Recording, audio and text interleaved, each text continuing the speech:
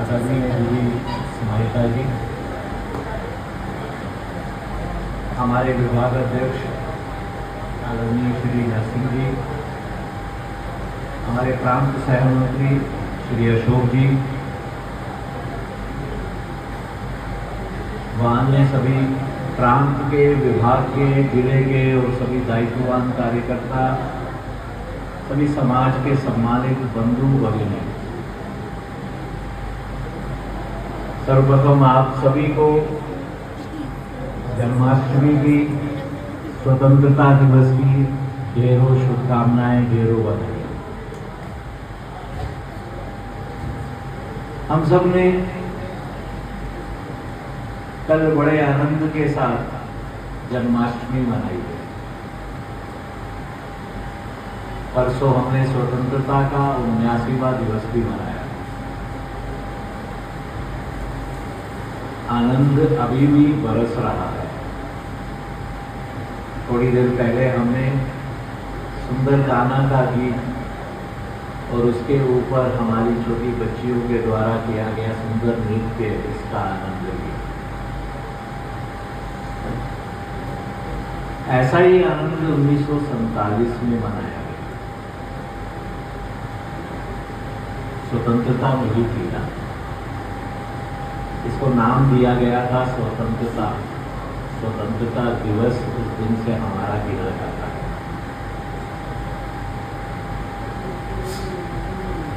पर ऐसा लगता नहीं है कि ये स्वतंत्रता सच में स्वतंत्रता नहीं थी। एक स्वाधीनता मिली थी सिर्फ, जिसको हम कहा जा रहा था कि अब स्वतंत्रता होगी। हम लोग उत्सव तो मना रहे थे। दिल्ली में बड़े बड़े आयोजन हो रहे थे।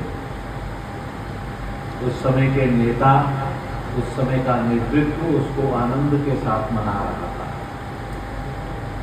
पर वो आनंद मनाते हुए उनको वहां से सिर्फ थोड़ी सी दूरी में, कराची में, लाहौर में, ढाका में, नौखली में, सियालकोट में जो हम हिंदुओं के साथ नरसंहार हो रहा था, जो विभाजन की विभीषिका की पीड़ा सहन करनी पड़ रही थी, उसकी कोई चिंता ऐसा लगता नहीं था कि थी। वो सिर्फ स्वतंत्रता मिल गई, सत्ता मिल गई, इसका आनंद लेने में ही उस समय मस्त थे, ऐसा लग रहा था।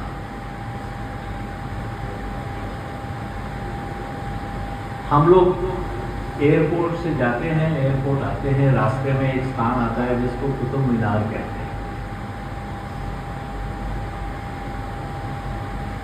हमको ऐसा बताया गया है कि इसको बनाया किसने था?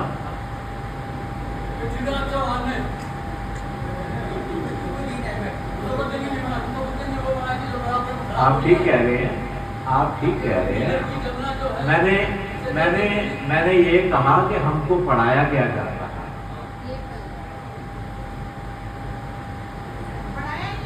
हमको पढ़ाया ये जाता था कि इसको बनाया कुतुबुद्दीन। और वो कुतुबुद्दीन ऐबक कौन था, ये भी तो हमें पता होगा।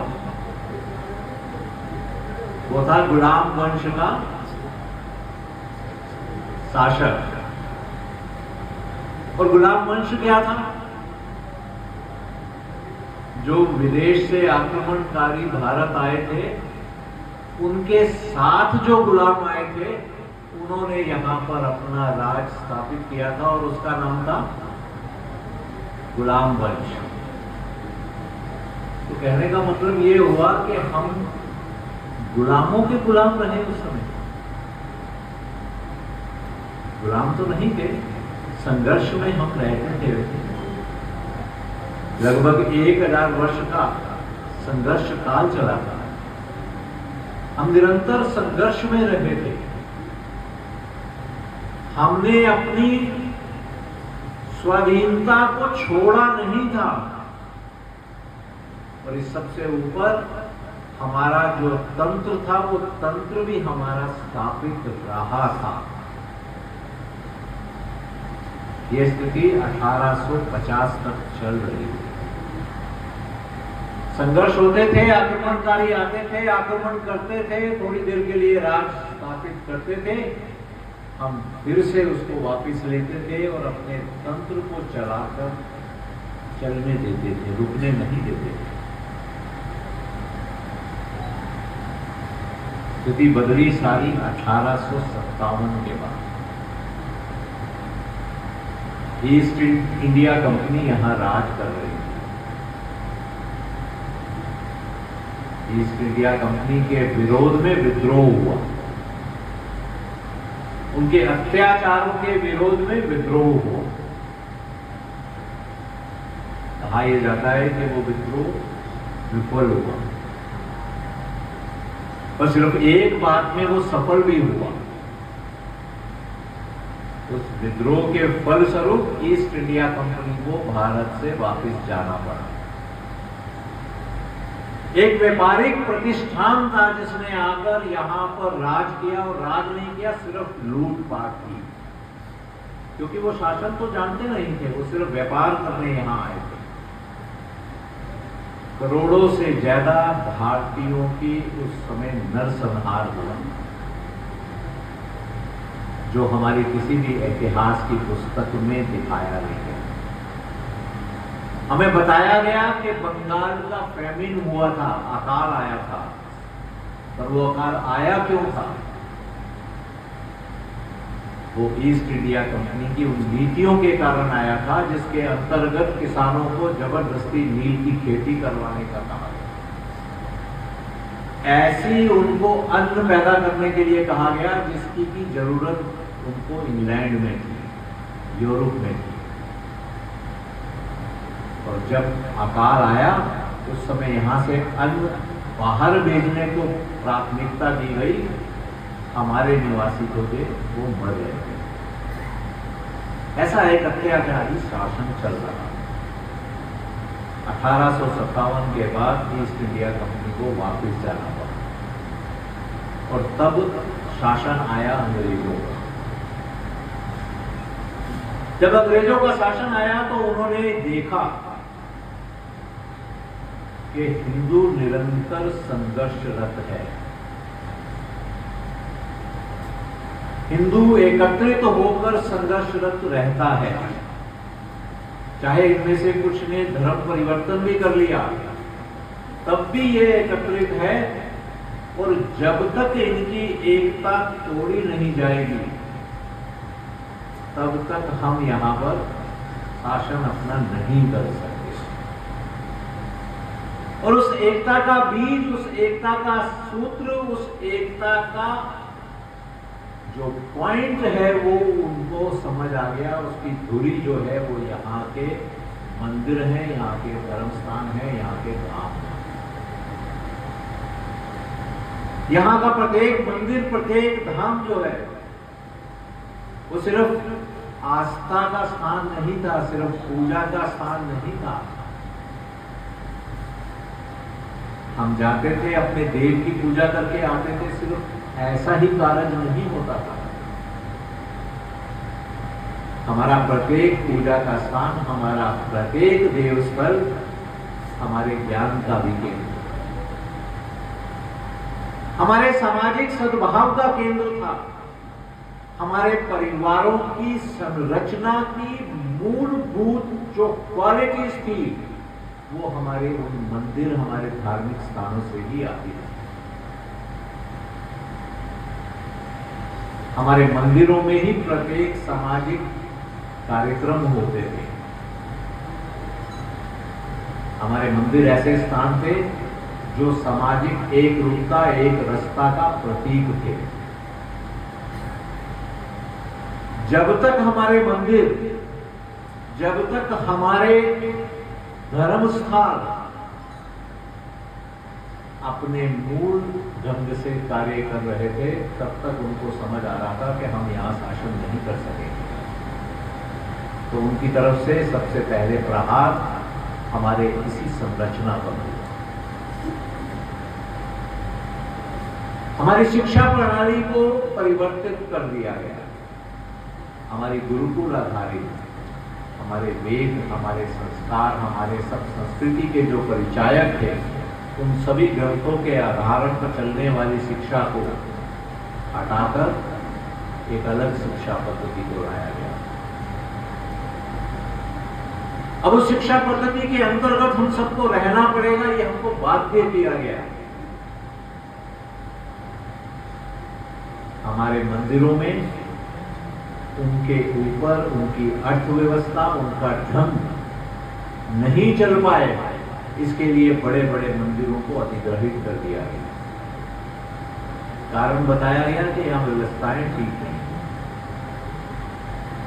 कारण ये बताया गया कि हम लोग उसको ठीक से संभाल नहीं रहे, और हमारे जितने बड़े बड़े मंदिर थे, धाम थे, उन सबको शासन ने अपने अंतर्गत ले लिया। हमारी जो फॉल्ट लाइन बन गई थी 1000 वर्षों के संघर्ष के फलस्वरूप, ऊंच नीच, भेदभाव, ये पहले हमारे यहां नहीं थी। हमारे यहां किसी ने ये नहीं सुना था कि आप गंदगी साफ करते हो तो हम आपको भंगी बोलेंगे, आप हमारे साथ नहीं रह सकते, आप ये वाले वर्ल्ड में हो, आप ये वाला कार्य करें। कर्म आधारित व्यवस्था थी हमारे धर्म में। हमारे सभी साथियों के लिए, सबके लिए समुचित योगदान देने का और उनका समुचित आदर संस्कार में ऐसी व्यवस्था रहती है। ऊंच नीच तो यहां होता ही नहीं था। हमने कभी सुना भी नहीं होगा कि महिलाओं का सम्मान ना हो। ये जो आज हमको उदाहरण देते हैं आकर के महिलाओं का सम्मान वेस्टर्न कल्चर से आया, उनको शायद ये ध्यान नहीं है कि 1965 तक अमेरिका में भी महिलाओं को वोटिंग राइट नहीं था। अमेरिका जो अपने आप को सबसे एडवांस देश मानता है, आज तक वहां पर कोई महिला राष्ट्रपति नहीं बन पाई है। हमारे यहाँ तो महिलाओं को समुचित अधिकार, समुचित सम्मान, ये शुरू से व्यवस्था रही है।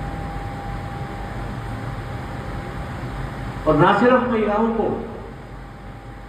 जो आज वोकिज्म की बात करते हैं, जो आज बात ये की जाती है कि भाई LGBT इनके राइट्स की, आप हमारे वेद देखेंगे,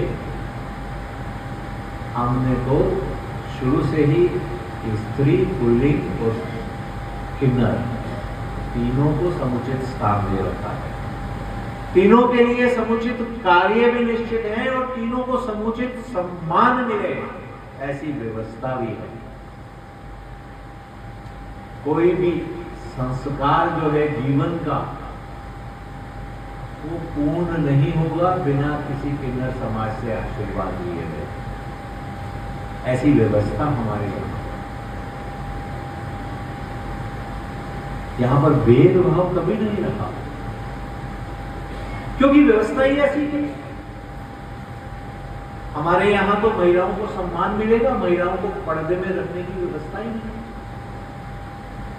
पर्दा प्रथा क्यों लानी पड़ी? ये अत्याचारी यहां आए, ये दुराचारी यहां आए, और उसके साथ में ये वाली बातें रही। आज सुबह ही आपने एक समाचार पढ़ा होगा ना, कल की ही बात है, दिल्ली में ही हुआ है। एक ने अपनी मां के साथ बलात्कार किया है। मां जो मक्का मदीना गई हुई थी, उसको वहां से वापस बुलाया और बुलाकर बलात्कार किया। और क्या बोला है कि मैं तुझे सजा दे रहा हूं। ये ढंग उनके यहां नहीं है कि किसी की गलती है या किसी को सजा देनी है तो उसके लिए भी बलात्कार करेंगे, कहीं पर आक्रमण करेंगे, आक्रमण करके विजय प्राप्त करेंगे तो सबसे पहले महिलाओं को इस तरह से अपमानित करेंगे। हमको अपने विवाह भी रात को करने पड़े, दिन में विवाह करते थे, व्यवस्था तो दिन में ही विवाह करने की थी, हम भोर में करते थे। मुहूर्त तो वही समय होता है, ब्रह्म काल में करना है, पर दिन में करते थे विवाह। और हमारी बहू निकलती थी तो उसको ये जानबूझ के उठा के ले जाते थे। क्यों? क्योंकि अपमानित करना है। तो हमको सायंकाल में विवाह करने पड़ गए और उनको घूंघट में ले जाने की व्यवस्था करनी पड़ गई। भेदभाव तो था ही नहीं। जब ये आए, इन्होंने ऐसी व्यवस्थाएं बनाई, इन्होंने जीवन शैली ऐसी रखी कि इनके यहां पर हरम होते थे। अब वहां सफाई भी करनी है तो कहा जाता था धर्म परिवर्तन करो या फिर ये वाला काम करो। जिन्होंने धर्म परिवर्तन कर लिया वो तो बंदे मुस्लिम, और जिन्होंने अपना मान भंग करना स्वीकार किया, ऐसा अपमानजनक कार्य किया, किसके लिए? अपने धर्म को बचाने के लिए। उनको क्या कहा जाने लगा? क्योंकि उन्होंने अपना मान भंग किया। आज पहचानने की आवश्यकता है कि वो हमसे भी बड़े धर्म प्रेमी हैं, जिन्होंने मान भंग स्वीकार किया, अपना धर्म नहीं छोड़ा।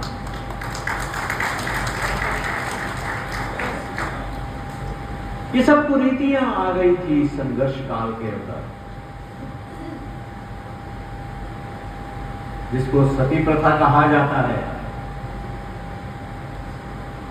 हमारी बहुओं को, हमारी बहनों को अपना सतीत्व बचाना है, क्योंकि ये आक्रमणकारी आ जाएंगे। इसके लिए उन्होंने अपना दहन करना स्वीकार किया। ये हमारे यहां कुरीतियां नहीं थी। हमें स्वतंत्रता मिली तो आवश्यकता थी कि हम इन सब कुरीतियों को दूर करें। ये जो तंत्र में खामियां आ गई हैं, कमियां आ गई हैं, उनको दूर करें। ऐसी स्वतंत्रता किसी बात की नहीं है, इसकी कोई मायने नहीं है जिस स्वतंत्रता को लेने के बाद भी जब हम दिल्ली में बाहर निकले तो आपको अकबर रोड, हुमायूं रोड ये सब नजर आए। इसके बाद भी जब हमें ये लगे कि कुतुब मीनार को कुतुबुद्दीन वाला किताब में बताया जा रहा है, ऐसी स्वतंत्रता का कोई मतलब नहीं है। ये स्वतंत्रता नहीं थी, सिर्फ स्वाधीनता थी, जो कि उस समय के शासकों ने शासन करने के लिए प्राप्त की। तभी तो ऐसा हुआ था कि वो आनंद में डूबे हुए थे। हमें तो यहां पर स्वतंत्रता मिल रही है, चाहे हमारे बहन भाई, हमारा परिवार हमारे से थोड़ी दूर कट रहा है, उनको इसकी चिंता नहीं है। स्वतंत्रता तो तभी मिलती जब हमारा तंत्र दोबारा से स्थापित होगा। यही चिंता है हिंदू समाज में। विदेशों में बसे हुए हिंदू भारत की तरफ देखते थे कि अब तो भारत स्वतंत्र हो गया है, हमको अनेकों वर्ष यहां से जाना पड़ा व्यवसाय के लिए, किसी भी कार्य के लिए।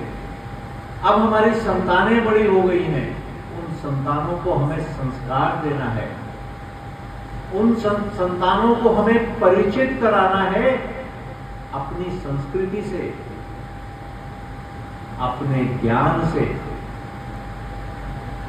उसके लिए कहां जाएंगे? तो वो यहां के उस समय के शासन की तरफ देखते थे। प्रशासन तो उस समय एक अलग उसके ढंग पे चल रहा था।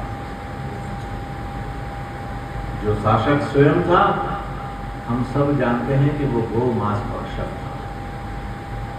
उसने भारत को देखा ही नहीं था। उसकी शिक्षा हुई थी लंदन में। उसके लिए तो हमारी गौ मां सिर्फ एक पशु थी, हमारे संस्कारों की, हमारी रीतियों की कहां उसको चिंता है। तो वैसा ही शासन हमें वो दे रहे हैं। बाहर से जब कोई संपर्क करता था कि हमें बताइए हम कैसे ज्ञान दें, हमारे बच्चे वहां की पाश्चात्य संस्कृति में बिगड़ रहे हैं, उनको हमें वेदों का ज्ञान कराना है, तो उनको ये बताया जाता था कि क्या करोगे ज्ञान लेकर। जो रियल कल्चर है वो तो वही वेस्ट में है, उनको यूरोप में भेजो पढ़ने के लिए, यहां आने की आवश्यकता नहीं है। निरंतर धर्म परिवर्तन हो रहा था। स्वतंत्रता से पहले जितना धर्म परिवर्तन हुआ उससे ज्यादा गति से बाद में प्रारंभ हो गया। गांव के गांव परिवर्तित हो रहे थे। नियोगी कमीशन बनाया गया, नियोगी कमीशन की रिपोर्ट आई, रिपोर्ट को संसद के पटल पर नहीं रखा गया। वो रिपोर्ट स्पष्ट बता रही थी कि इसके पीछे ईसाई मिशनरियों का हाथ है। दक्षिण में गांव के गांव परिवर्तित हो रहे हैं, इसके पीछे मुस्लिम संस्थाओं का हाथ है। पाकिस्तान से जो हमारे बंधु भगिनी परिवार यहां आए, उनको स्थापित करने का कोई कार्य नहीं हो रहा है। और शिक्षा ऐसी प्रस्तुत की जा रही है, ऐसी परोसी जा रही है कि जैसे भारत के इतिहास में मुगल काल ही सिर्फ था, उसके बाद अंग्रेजों का काल आया था, उसके बाद अब आज का समय, इससे पहले कोई था ही नहीं। सतत चिंता कर रहे थे हमारे सभी संत गुरु जी। अपनी चिंता को लेकर परम पूजनीय गुरु जी के पास गए। विदेशों से सांसद आ रहे हैं, दक्षिणी अमेरिका से, अफ्रीका से, जहां जहां पर, मॉरिशस से, जहां पर अपने हिंदू मूल के निवासी हैं, वो भी अपनी चिंता को बता रहे हैं कि हमारी संस्कृति का क्या होगा, हमारी आने वाली पीढ़ी का क्या होगा, और ये जो कुरीतियां आ गई है इनको कैसे दूर किया जाएगा, समाज कैसे अग्रसर होगा। पूजनीय गुरु जी के पास ऐसे ही समय पर स्वामी चिन्मयानंद जी, मास्टर तारा सिंह जी, सुशील मुनि जी महाराज, ऐसे अनेक पूजनीय संतों ने संपर्क किया। और 1964 में जन्माष्टमी के दिवस पर संदीपनी आश्रम मुंबई में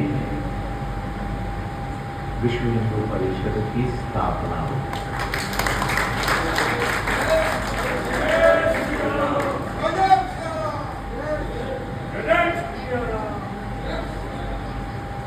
प्रत्येक हिंदू विश्व हिंदू परिषद का सदस्य है। धर्मो रक्षति रक्षिता, हम धर्म की रक्षा करेंगे तो धर्म हमारा रक्षा करेगा, यही मूल ध्येय वाक्य लेकर विश्व हिंदू परिषद की स्थापना 1964 में हुई। ये संकल्प लिया गया कि कोई भी हिंदू ऊंच नीच नहीं है, हम सब एक हैं। सामाजिक समरसता की तरफ हम सब मिलकर कार्य करेंगे।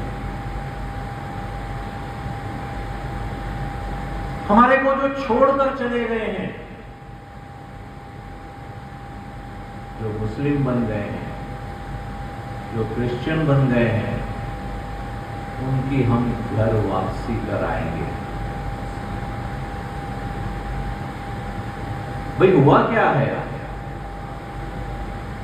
हम भी तो जाते हैं, व्यवसाय करने जाते हैं, घर से 2 महीना दूर चले जाते हैं, 4 महीना दूर रहते हैं, किसी कारण से गए, वहां गए तो वहां के ही बन गए। खाना भी वहीं का खाया, बोली भी वैसी बोली, वैसे ही रीति रिवाजों में रम गए, पर अंदर से तो भारतीय ही है ना, संस्कार तो वही है ना हमारे पास। तो चलो भाई, अब समय बीत गया, नौकरी खत्म हुई, वो जो मजबूरी थी वो समाप्त हो गई, वो आक्रमणकारियों का राज अब नहीं है, अब हमारा राज है। चलिए क्या करते हैं, घर वापसी करते हैं, वापस अपने घर में आ जाते हैं। पूजनीय संतों ने आह्वान किया कि घर वापसी के अभियान को कीजिए। महात्मा गांधी कहते थे कि जिस दिन भारत स्वतंत्र होगा, पहला काम होगा गो हत्या निषेध होगी, कहते थे ना। यही उन्होंने कांग्रेस को बोला था राज लेते हुए, पर क्या हुआ, उसकी जगह और अत्याचार बढ़ गया गौ मां पर। तो हम गौ मां की रक्षा करेंगे, हम गौ मां का संवर्धन करेंगे, ये संकल्प लिया पूजनीय संतों के आह्वान पर। आज उसी संकल्प का परिणाम है कि लाखों गौ मां को कसाईयों के हाथ से हमारे इन बजरंगी भाइयों ने बचाया है। यहां उपस्थित बजरंगियों में से ऐसे बजरंगी भी हैं जिन्होंने अपनी जान पर खेलकर गौ मां को बचाया है। रात को जब हम लोग कड़कती ठंड में सो रहे होते हैं, ऐसे ही हमारे बजरंगियों के पास अगर कहीं से फोन आ जाता है कि अवंतिका चौक पर वो लेकर 2 गाय को जा रहे हैं कसाई, घर छोड़ देते हैं, उसी समय निकल पड़ते हैं ये बचाने के लिए। इस पुनीत कार्य को पूजनीय संतों ने हमें दिया और हमने इसको पूर्ण किया, इस पे निरंतर लगे हुए हैं। हमको अपने संस्कार, अपनी संस्कृति, अपनी संस्कृत भाषा के प्रचार प्रसार के लिए कार्य करना है। इसके लिए हमने संस्कृत आयाम का गठन किया और उसके द्वारा अनेकानेक कार्य चल रहे हैं। इसी दिल्ली में बहुत बड़ा संस्कृत महाविद्यालय, श्री हनुमत महाविद्यालय पास में ही रघुवीर नगर में चल रहा है, जिसमें लगभग 700 शिक्षार्थियों के रहने की व्यवस्था है, वहीं रहकर शिक्षा ग्रहण करते हैं। दिल्ली में 6 गुरुकुल चल रहे हैं विश्व हिंदू परिषद के द्वारा।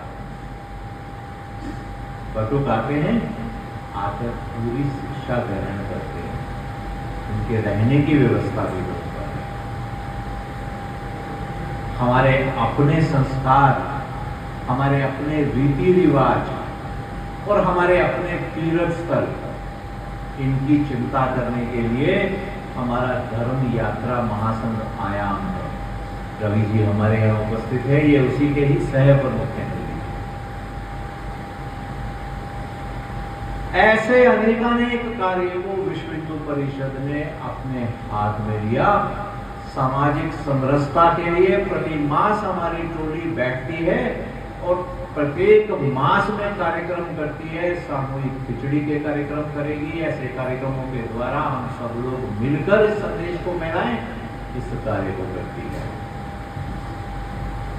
और आज भी जो दिल्ली में बाहर से हिंदू शरणार्थी आए हैं, पाकिस्तान से, बांग्लादेश से, उसकी चिंता करने के लिए विश्व हिंदू परिषद की तरफ से बहन ज्योति यहीं बैठी हुई है, निरंतर सतत प्रयासरत हैं, सतत संघर्षरत हैं। विश्व हिंदू परिषद के प्रयास से ही नागरिक बिल आया है, हम सब जानते हैं। और जो ये अमेंडमेंट बिल आया, उसके बाद में जो पहली नागरिकता दी गई, वो भी दिल्ली विश्व हिंदू परिषद के प्रयासों से, बहन ज्योति और इनकी टोली के प्रयासों से यही करी है। और इस सब के साथ में हमने देखा 1984 में पूजनीय संतों ने एक विशेष कार्य हमको दिया और वो कार्य था राम जन्मभूमि आंदोलन।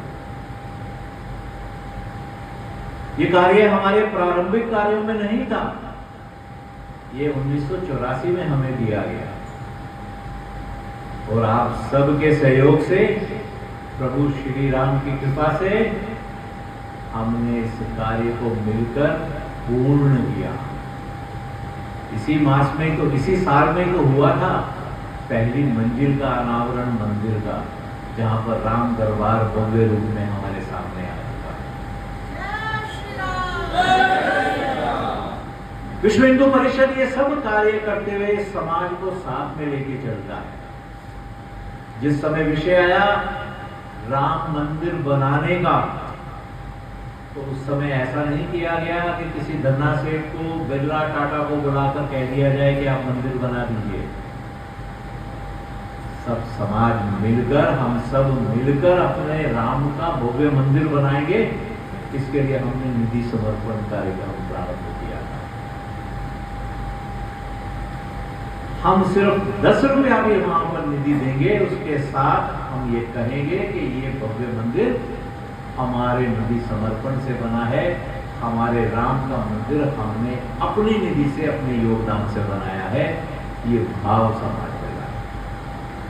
और जिस समय आया था कि रामलला की प्राण प्रतिष्ठा करनी है, तो वो आयोजन भी हम सब मिलके करेंगे। विश्व के करोड़ों हिंदू अपने पास के मंदिर को उस दिन अयोध्या जी धाम बनाएंगे और जिस समय पूजनीय संत अयोध्या जी धाम में रामलला प्राण प्रतिष्ठा की पहली आरती उतारेंगे, हम भी अपने अपने मंदिरों में साथ में आरती करेंगे। इस कार्यक्रम को विश्व हिंदू परिषद ने आप सबके साथ मिलकर पूर्ण किया। आज समय आनंद का आ गया है, आज समय उत्सव मनाने का आ गया है। प्रभु राम का भव्य मंदिर हमारे सामने है। 500 वर्ष से हम संघर्ष कर रहे थे, वो कार्य आज पूर्ण हो गया है। काशी विश्वनाथ भी अपने भव्य रूप में सामने आ गया है। उज्जैन महाकाल में भी भव्य कॉरिडोर बन गया है। और हम सब जानते हैं कि कल हमने जन्माष्टमी मनाई है, हमारे कान्हा क्यों पीछे रहेंगे? आना है ना उनका भी भव्य भवन, आना है नहीं आना है? हम सबको मिलकर इस कार्य को पूर्ण करना है। विश्व हिंदू परिषद के कार्य समाप्त नहीं हुए हैं। जब तक कोई भी हिंदू असुरक्षित महसूस करेगा, जब तक कोई भी हमारी बहन, हमारी बेटी की तरफ ये जिहादी, ये विधर्मी टेढ़ी नजर डालेंगे, बुरी नजर डालेंगे, जब तक कोई भी धर्म परिवर्तन का कार्य करेगा, विश्व हिंदू परिषद का काम समाप्त नहीं होगा। आज स्थापना दिवस पर आप सबके सामने हम ये संकल्प दोहरा रहे हैं। समय आनंद का है, उत्सव मनाने का है, उल्लास करने का है, और उस सब के साथ हमें ये भी ध्यान रखना है कि ये जो विधर्मी हैं, ये जो असुरी ताकतें हैं, ये अभी समाप्त नहीं हुई है। कल जब हम जन्माष्टमी मना रहे थे, उसी दिवस पर हमें ध्यान रखना है कि डायरेक्ट एक्शन डे 1946 में हुआ था। हम में से बहुत से लोगों को मालूम नहीं है, मुस्लिम लीग के द्वारा एक ही दिन लाखों हिंदुओं का नरसंहार किया गया था कलकत्ता में। और उसी 16 अगस्त को कल ये डायरेक्ट एक्शन डे के ऊपर बनने वाली फिल्म बंगाल फाइल्स का ट्रेलर कल रिलीज होना था। कहां? कलकत्ता में, जिसको पुलिस ने रोक दिया। ये दर्शाता है कि ये ताकतें अभी भी बची हुई हैं। हम सबको एकजुट होकर इन सब ताकतों को हराना है। इसी संकल्प को आज हम यहाँ से लेके जाएं। आप सभी को, कार्यकर्ताओं को, बंधुओं को, समाज को स्थापना दिवस की शुभकामनाएं और बधाई, और हम सब इस संकल्प को लेके जाएं। ये आह्वान। जय श्री राम।